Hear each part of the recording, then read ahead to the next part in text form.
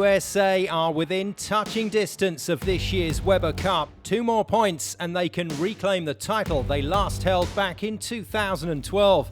Here's a reminder of the story so far.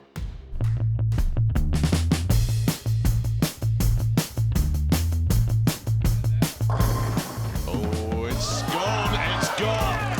It was close to perfection from Anthony Svensson. Well, it's 9 frames in a row without a strike. And there's the spare, the 2 and the 10 from Jones just showing off. And it's much too much for Stu Williams.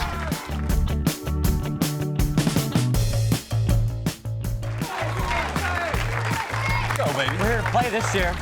We're here to play. Let's go. American dominance continues in the early going. Got the messenger to kick out that 10. Oh, you don't want to be doing that against Stu Williams. You might end up in the car park. He must take all 10 just to keep this alive. And he's left the corner 10. Well, what a big win that is.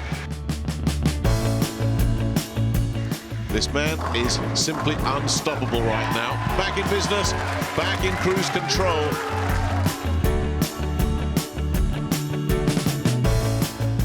This is terrible, terrible luck for Dom Barrett. Barnes looking to just shut the door, lock it and throw away the key. Barrett looking for the 5-bagger. Oh, this is brilliant. It's absolutely sensational, this from Barrett. Without question, Dom Barrett's best individual performance. This for the match. It's missed. Needs to be good. It is. We go to a roll-off for the second time today. This for the match. Got it. Brilliant. Stunning from Dom Barrett. He has won 2 roll-offs that could yet prove vital.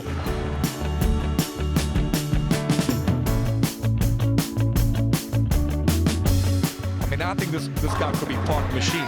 They have to do a blood test out there. Nothing that the Europeans can do about this. It's another point in the ledger for the Americans. They are looking simply unstoppable.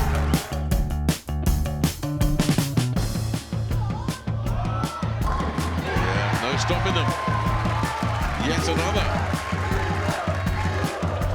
And a 12-pin win for a European team that isn't happy to concede the Weber Cup quite yet.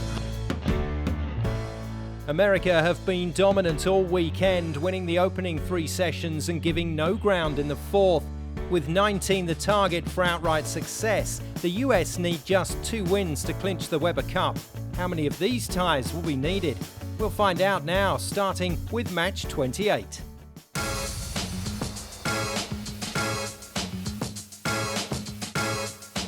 It's just we need to stay aggressive. I mean, we can't hold anything back now. We just need to maybe gamble a little bit, but not go too crazy, I think. Just be a little bit more aggressive and really just go for it.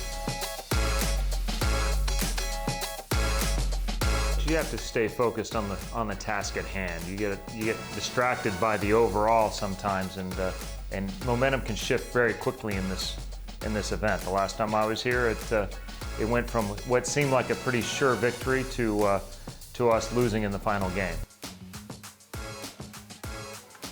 It's 1 point for the win with 19 needed to lift the trophy. The matches are played over 10 frames with a strike worth 30. And your commentators are Cass Edwards and Nick Halling.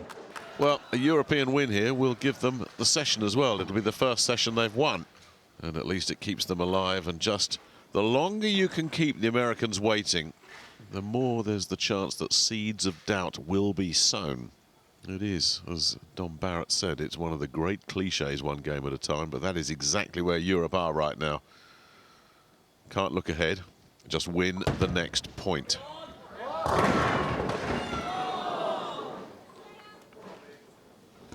Okay, just a fraction light in the pocket there with that shot.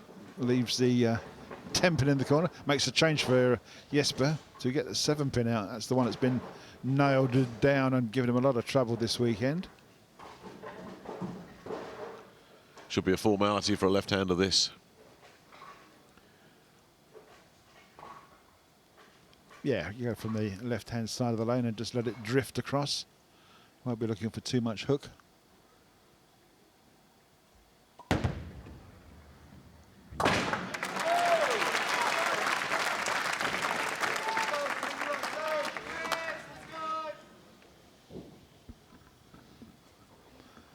It'll be interesting to see where Chris Barnes starts off on the lane that's obviously got still quite a mountain of oil in the centre of the lane.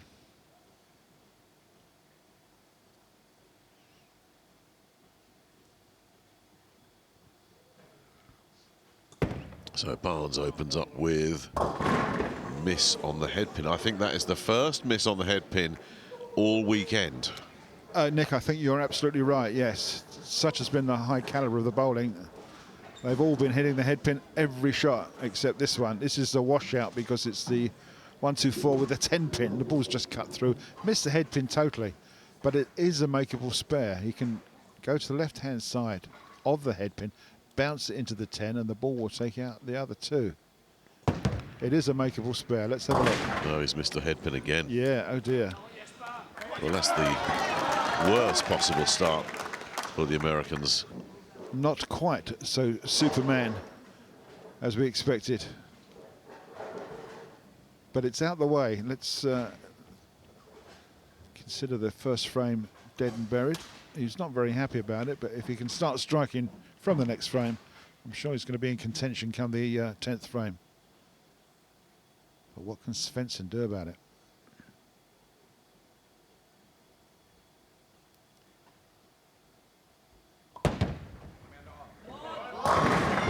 Well, he leaves the other corner pin. Now that is good news for Chris Barnes. Well, it is, yes, because it will give him the chance to hopefully strike. Just a fraction light here. It's a lazy 4-pin laying in the channel there, right next to the 7.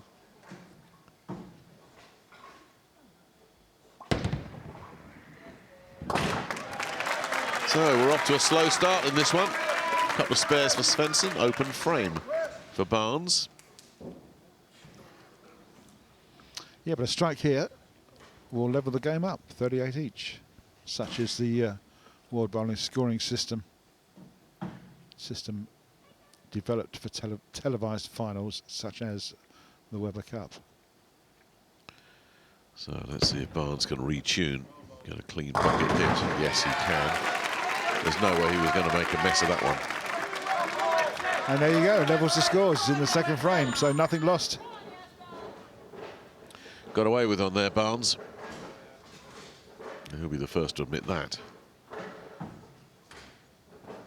Yeah, he's going to put that behind him. He's going to move on.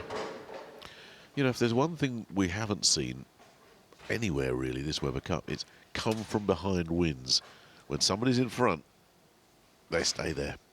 Well, they're all natural strike makers, and if they're shooting 30 pins or every time they get a strike, you can't catch them up. It's impossible. Oh.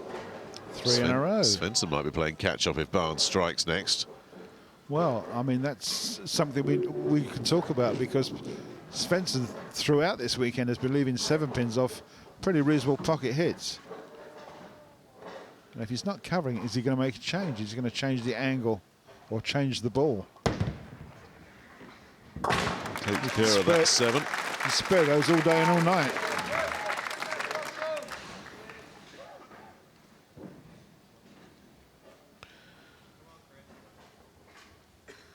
He's just talking it over with one of the guys. Tends to talk a lot. Yeah, I was going to say it's usually Martin Larsson he talks to, and it is his fellow Swede that he's having a little mini conference with right here. And Larsson has been around this game long enough that if he's got something to add to the equation, Jesper will be listening. Meanwhile, it's not a double for Barnes. Yeah, he looks very surprised, actually. That ball looked as though it was going to sit up and snap left into the pocket. And it didn't. It just sort of carried on, deflected way off the head pin. Very fortunate just to leave a single pin standing on the pin deck, which should be a straightforward spare, but he was looking for those 2 strikes in a row.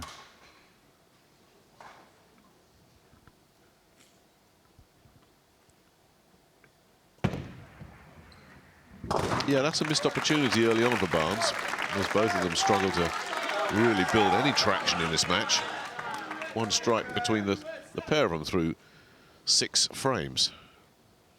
Yeah, I think Chris was looking for a lot more reaction off the outside of the lane, and it just didn't arrive. Not snagged up in the lane oil.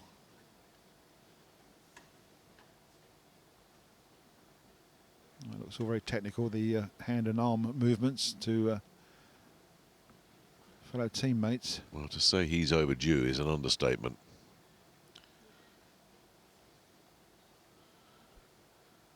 What's the chance of him not having a strike in 4 frames? Yeah, it had to happen, had to be.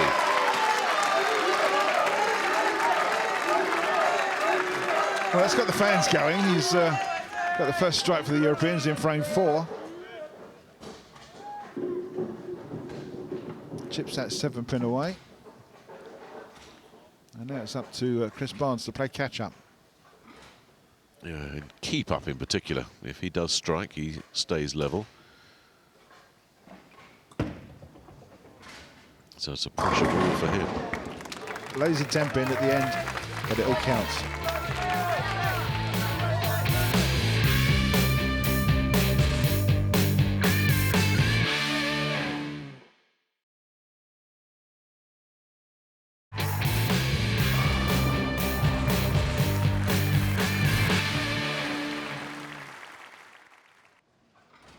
Welcome back to Weber Cup 19, where it's currently all square between Barnes for the US and Svensson for Europe. Cass Edwards picks up the action. Barnes is going to be happy to be in touch at level pegging after 4. I'm sure he'll be happy to be in that position after 6 or 7. But Svensson is a strike streaker. He does tend to rack him up in bunches. But it took a little bit of good fortune to make it a double.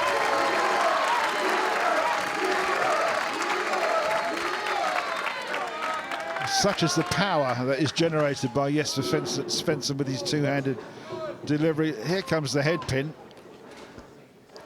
Back off the kickback, right across the lane, and takes the 7 pin out. 2 strikes in a row. Well, he's got the advantage in this situation of bowling first. Anything Svensson does, Barnes simply has to match, or he falls behind. And that's a really good response. Nothing flashy about that, but it was a solid, clean pocket hit. Yeah, good timing as well. As you say, he needed to do it just to keep in touch, and they are level pegging at halfway stage.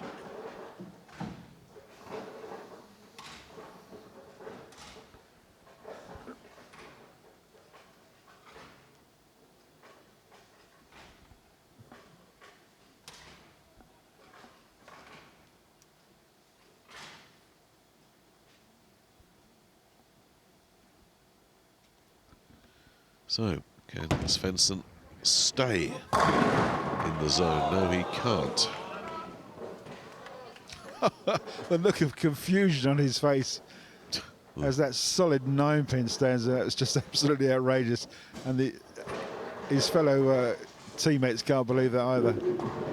Just where did it go wrong? It's just so much power on that ball. It's cut straight through the back of the 5 pin. Nothing to deflect onto that 9.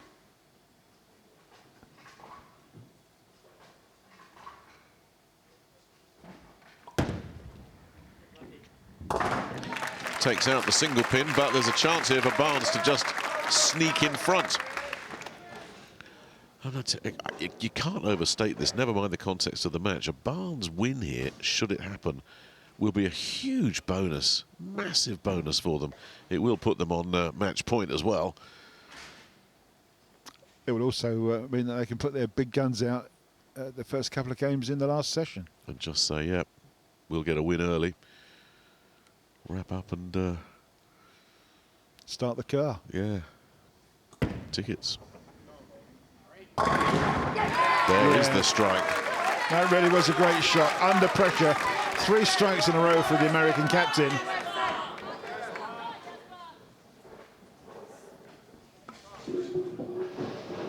High in the pocket, and Barnes is looking for 10, and well, that's almost an 11, isn't it? Look at that great reaction. Do you think a little part of Chris Barnes will be slightly out to make a point that virtually everybody wrote him off at the start of this match? Well, absolutely, yeah. And by the way, that's not the Weber Cup he's drinking from, but he will be, I expect, later tonight. Svensson got a strike here, and does. A similar pocket hit to the last one.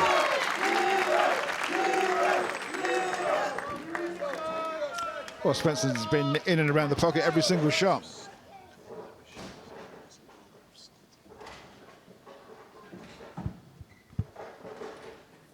Three strikes, 4-9 spares. Pretty tidy game so far. But now he's got to see if Barnes will let him back in, because Barnes has the edge, the narrowest edge here in frame 7. Can he stay in front? Oh no, he's lost it completely there. Well, that's a game changer. That really is a game changer. There's a 4-10 split is no easy thing. I mean, it is makeable, and I think we may have seen it once before in the tournament this weekend, but if it's an open frame, then Svensson is in the driving seat.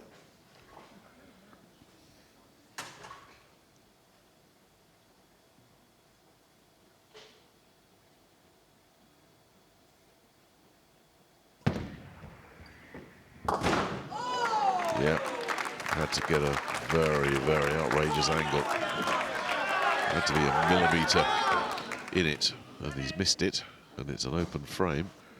And suddenly, having been leading narrowly, he's fallen behind narrowly with 3 to go. Yeah, just the 10 pins in it. I mean, if Senson doesn't keep striking, then Barnes will have a chance. Well, this is it. It's not over, because he's done so much good work at Turkey. 4 out of 5 strikes as well. But obviously, it does mean that if he strikes out, it's all over, and just like that, there's another ring 10. How does that stand up? He hits those pins so hard. How does that stand up? Everything probably jumps up and over it.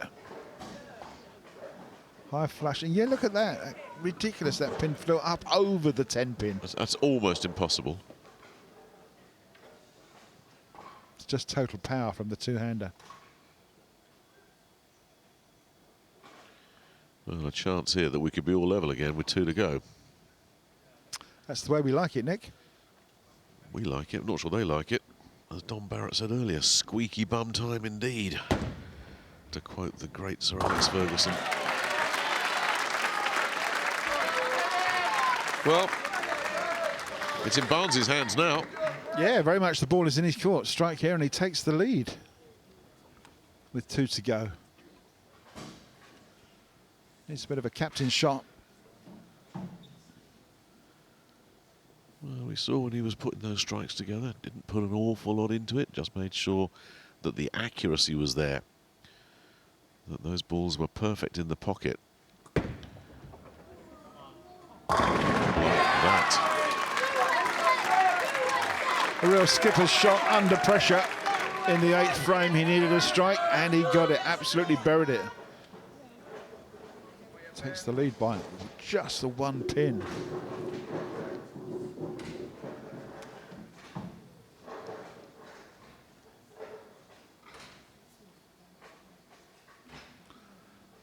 So with 1 pin in it, it's a 2-frame shootout. There's a sprint to the line now, unfortunately for Svensson. He's the one that needs a bit of help. He has to strike, but all Barnes has to do is match whatever Svensson does. He wins. Asks the question though, doesn't he? Tells Barnes he's got to match that. If Barnes doesn't strike, Svensson leads going into the last frame. Right down to the wire.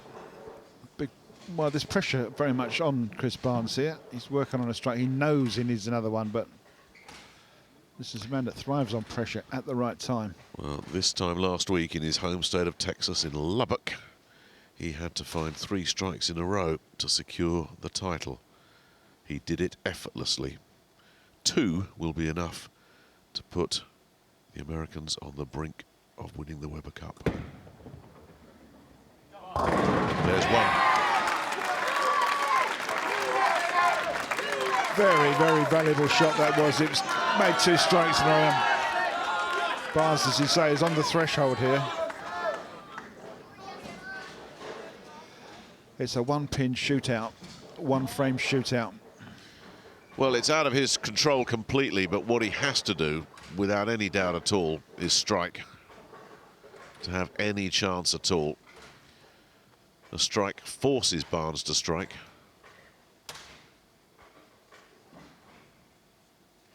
All Barnes has to do is match Svensson, and he wins. So Svensson's got to set the bar pretty high here with his last ball. Ooh, he got off line. That helps. If you're Chris Barnes, I mean, it helps, and it could be the final, realistically, the final nail in the European coffin. 6-pin lays stands on the pin deck. I can't lip read in Swedish, but it can only be a spare.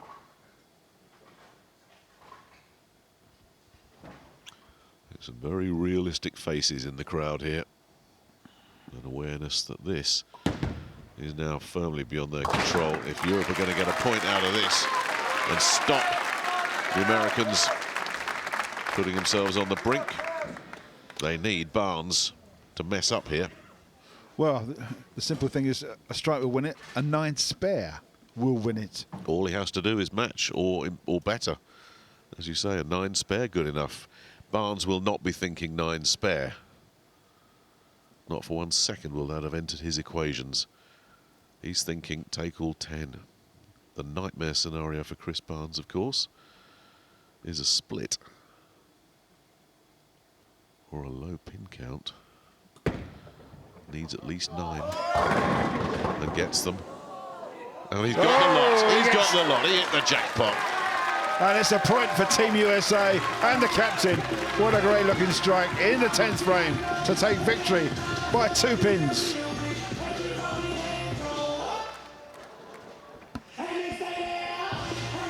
That might be the last chance extinguished for Team Europe. A little bit of a lucky clear out of that 10-pin. He doesn't care. Superman is in the building, and Superman has just pulled off a big, big upset. Jesper Svensson beaten Chris Barnes, and Team USA now 1 more win from regaining the Weber Cup.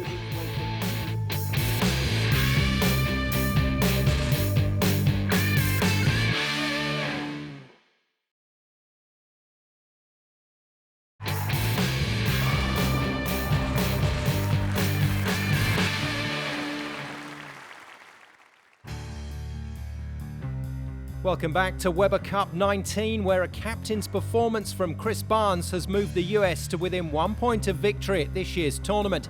He's now talking to Hannah Wilkes. Well, Chris, you certainly need a little bit of luck if you're going to win a Weber Cup, and it was definitely on your side in that match, wasn't it? No, absolutely. But Jesper bowled a great game. Couldn't carry, and a lot of players have struggled with that part. But the stone 9 and the over the top 10, really bad breaks. But that's what we do. You know, my job is to take advantage of opportunities, no matter how they come about. And I was pretty fortunate there. It's been a while since we've seen you in the Weber Cup. Earlier in the week, we spoke about how you thought your Weber Cup days were over. Yes. You're now 1 point away from lifting that trophy again. As captain, how are you feeling? Pretty euphoric, but there's still a little bit of work to be done. I remember getting it lifted a few times over the years, and the last several actually haven't gone well, and I didn't think I was ever going to get a chance to be back. So I'm super excited about tonight's session and confident that we can come up with 1 more point. We're looking forward to it very much. Thanks, Chris. Thank you. Chris Barnes wrapping up the afternoon's play with his 3rd singles win of this year's Weber Cup, and in the process guiding his team to a 4th consecutive session victory. This means the USA need just a single point to lift the famous trophy for the first time since 2012. Which one of these matches will provide it? Let's find out, starting with Kyle Troup against Dom Barrett.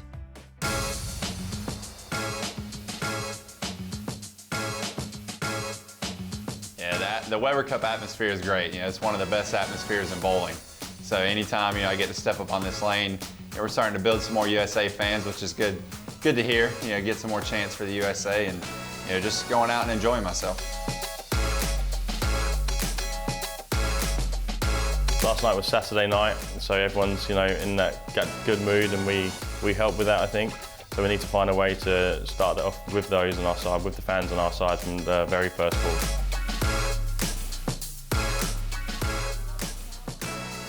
Commentary for this one comes from Cass Edwards and Nick Halling. It's not really a question of who's going to win the Weber Cup. It's a question of when are the Americans going to get their hands on the trophy for the first time in 5 years. Dom Barrett, as we know, has stacked his deck and put himself in 3 times in the first 4 matches. So he'll be hoping that pays off right here. But all of these Americans will be wanting to be able to say, I'm the guy who won that pot for Team USA. Will it be Kyle Troup? He gets off to his customary start. Can't ask much more than that for Kyle Troup in his opening shot. Absolutely rips the rack right in the 1-3 pocket, carries all 10 pins. Kyle is the second highest American player on the team this year. He's actually averaged, believe it or not, 261 for 5 games of singles. Well, Barrett wasn't online at all there and is lucky to avoid a split. Yeah, across the head pin, left-hand side. We call the Brooklyn side of the pin deck. So he can only open with a 9 spare, which will count as 19 pins. Been a tough few sessions. Been a long time since the Europeans have played second fiddle to USA in the Weber Cup. It's not, as we've repeatedly stressed, that they've played particularly badly. They haven't. But they've been up against an irresistible force these last 3 days. The Americans have consistently been bowling at a very high level indeed.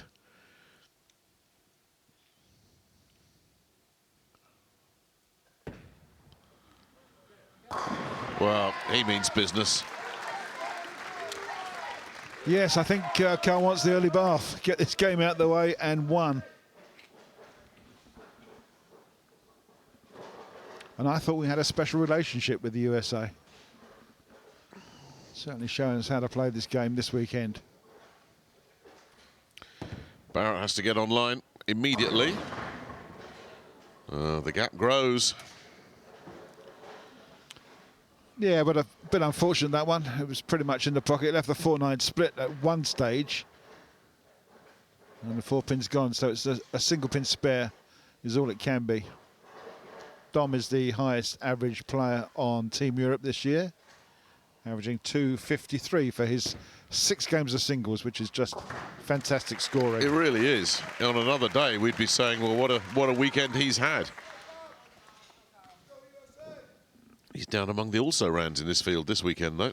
Well, he's 3rd highest average. Obviously, Anthony Simonson being the highest, as we've seen. The 263 average he's carrying for 6 games of singles, which is just beyond crazy. Well, Troup, as you said, doesn't look like he's at all interested in extending this evening session. Let's see if he can stay perfect through 3. Oh, the messenger missed the intended target. Yeah, straight out the get-go. 2 strikes and, well, almost 9 out of 10 there, wasn't it? 6 pin lays flat in the gutter. 10 pin stands up defiantly. So it can only be a spare, which he takes away nice and easily. So the wait for a Weber Cup 300 will extend to at least 1 more match. He'll tell you he wasn't thinking 300s, but you know deep down he was. That really would have been a way to sign off, wouldn't it? Oh, absolutely, yeah, fantastic. But he wants the point. He wants the win. Oh, Don Barrett can't find a strike when he needs it the most. Well, you know, he's trying to play the captain's innings. He's put himself up there, out there to be shot down. And just at the moment, he's finding the headpin a bit flush rather than the pocket. Which is slightly surprising, is it, given that he chose this lane pattern? Well, that's right, he did. No, I mean, he's had three 9 spares. I mean, if he strikes out, he's going to have sort of a 260 game, but he's got to find his line. Carl, on the other hand, has started off with it. So does Troup get himself back in the zone?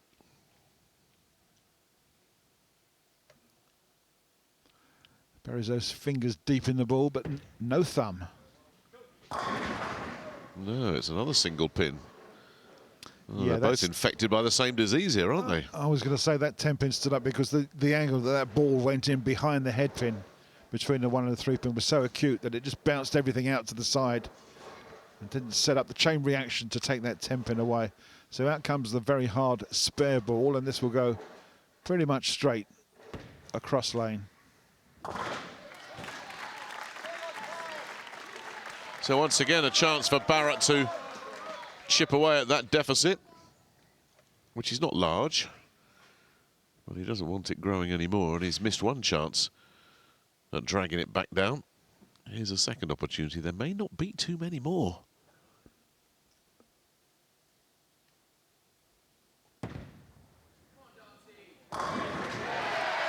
Well, he's done what he had to do there.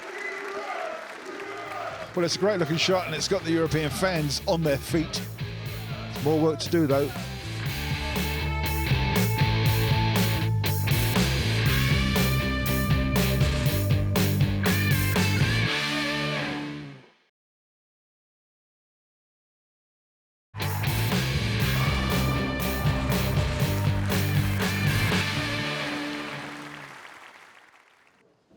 Welcome back to the final session of this year's Weber Cup, where the USA need just 1 point for outright victory.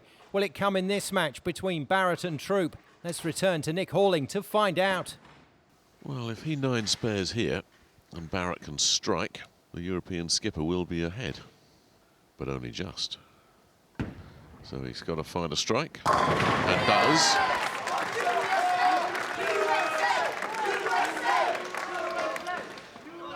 Both players are looking quite cool, aren't they? Nice looking strike there from Carl Troup. His 3rd of 5 frames. Well, I guess to use a Vegas analogy, the Europeans are playing with house money, aren't they? There's no expectation on them at all. Well, no, I guess you know, you're right. Yeah, they're just. I wasn't going to go there, but just got to come out and let the arm go, haven't they? It's an uphill struggle, I would suggest. The hill just got a bit steeper. Yeah, Dominic didn't like that one. As soon as that came off his hand, you could tell by his facial expression that it was left of target on the lane. And it's left the 3, the 6 and the 10. Just didn't get the width at all, and there's a lot of overreaction in the back end there.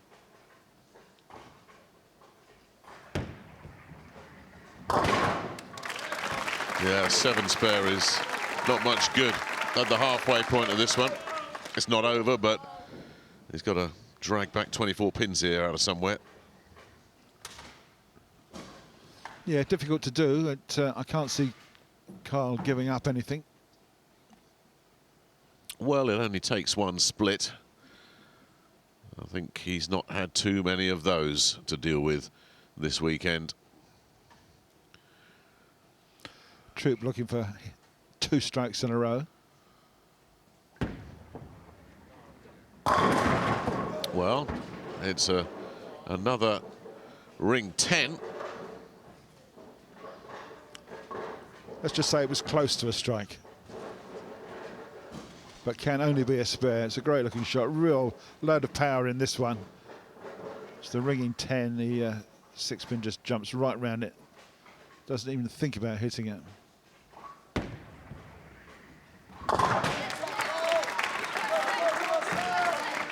Well, there's another chance for Barrett to claw his way back into this. but just 1 strike out of 5.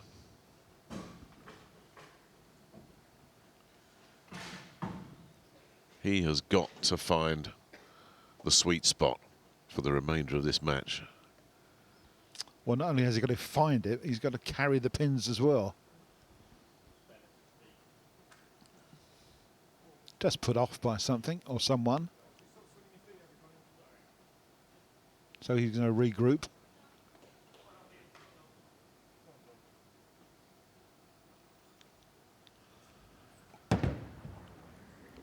No, he hasn't found it again. I mean, he's lucky to get away with that. He has not bowled his best game tonight. No, and you can tell by his facial expressions that he's now kind of getting frustrated because we're past the halfway stage and he really hasn't sorted out a line, and that one again left of head pin.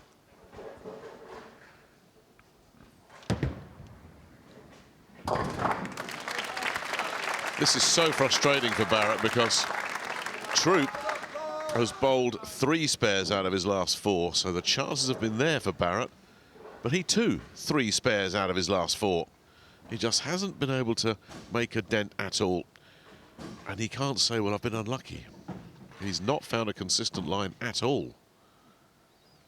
Well, as I say again, he's put himself out there to be shot down, and it may well be happening right in front of our eyes by this man. Yeah, the Carolina gunslinger.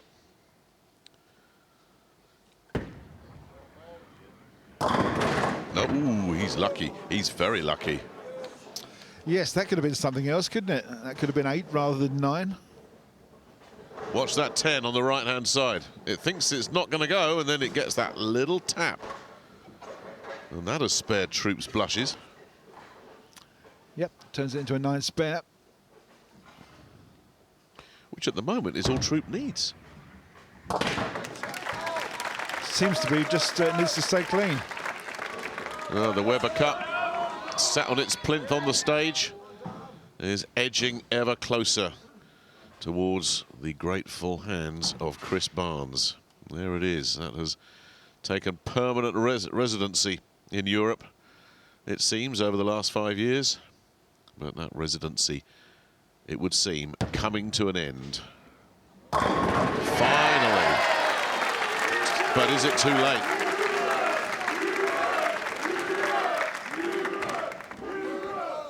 Closes the deficit to just 13 pins with this strike in frame 7. So but to just give you an indication of how serious this is, there's 3 frames left, and he has to win 2 of them. He has to... If Troup gets a couple of strikes, I don't think Barrett can catch him. But Troup has not been a strike machine in this match either, despite starting off with that impressive double. And he's dug one out just when he needs it. So this absolutely is must-strike time for Barrett.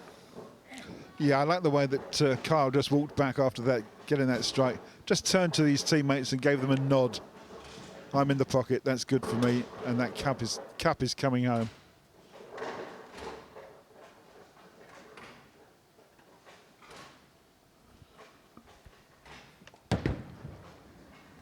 Well, still a little bit of life there. Yeah, he's not giving up the ghost. He's 2 strikes in a row, and he's still only 13 pins adrift with 2 frames to go. Another great looking shot from Dom Barrett, the European captain.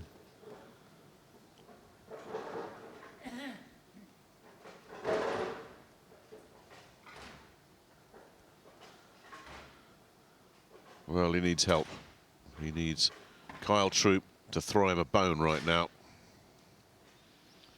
He's still not over the line, but if he does stay clean, he should be okay. He's on his way. 1 more of those. The Americans can start packing their bags and checking the Weber Cup into their hand luggage. Sorry, Nick, I was going to say a great looking shot from Kyle Troup. Some body language. He's only got 1 more frame to go, and it may well be that Team USA have only got 1 more frame to go.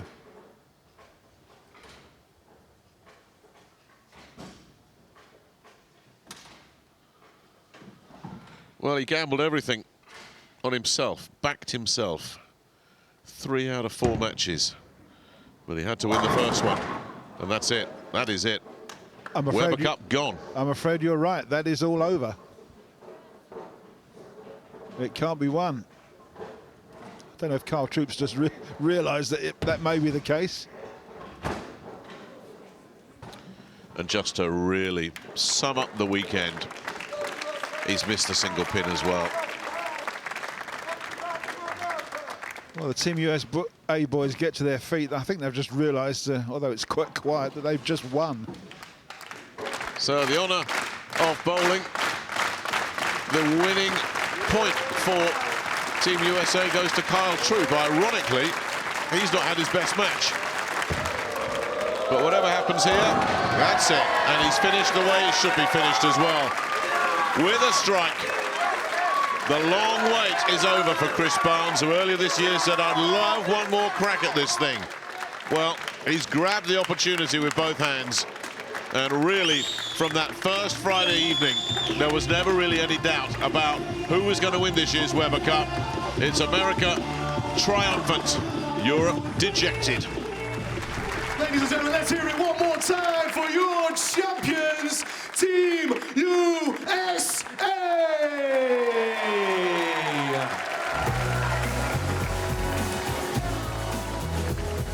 After 3 days of world-class 10-pin bowling, Chris Barnes and his US team hold aloft the Weber Cup for the first time since 2012.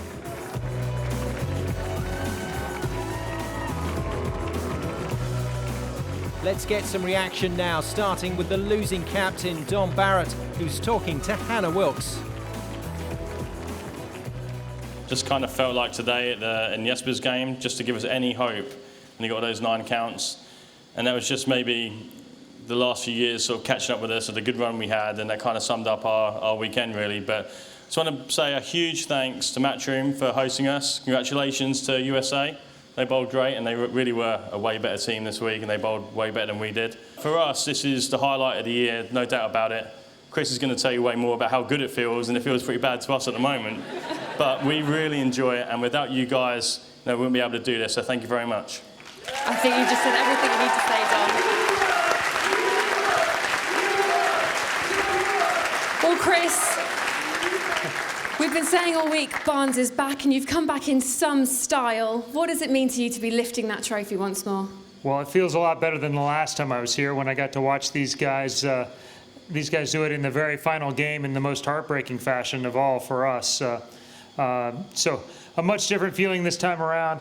A much different crew, and I'm really hyping for Kyle. I've been on the wrong side of a few of those at the end too, and it sure feels a lot better on this side.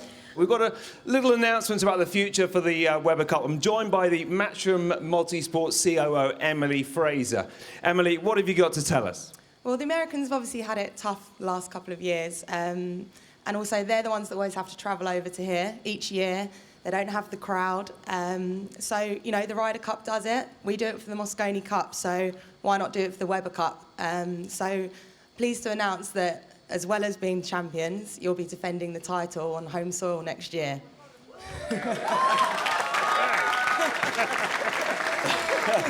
Emily, thank you very much. Chris, you guys have to slog over here every year. For the first time ever, you will be on home soil. I mean, what about that? I can't wait. Hopefully our crowd there is any bit as good as this crowd is here. They have a lot to live up to, but I hope we can do it. After 5 barren years, the Weber Cup is back in the hands of the Americans, who for the first time in the tournament's illustrious history will get to defend the trophy on home soil and possibly return parity to the overall scoreline.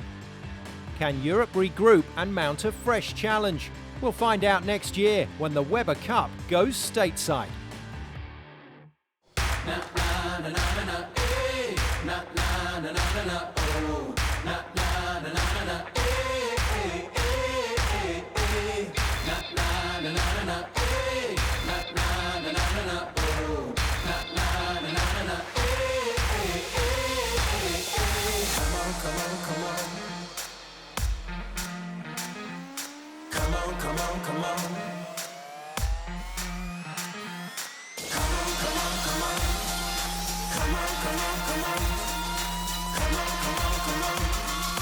Come on, come on, come on, come on, yeah.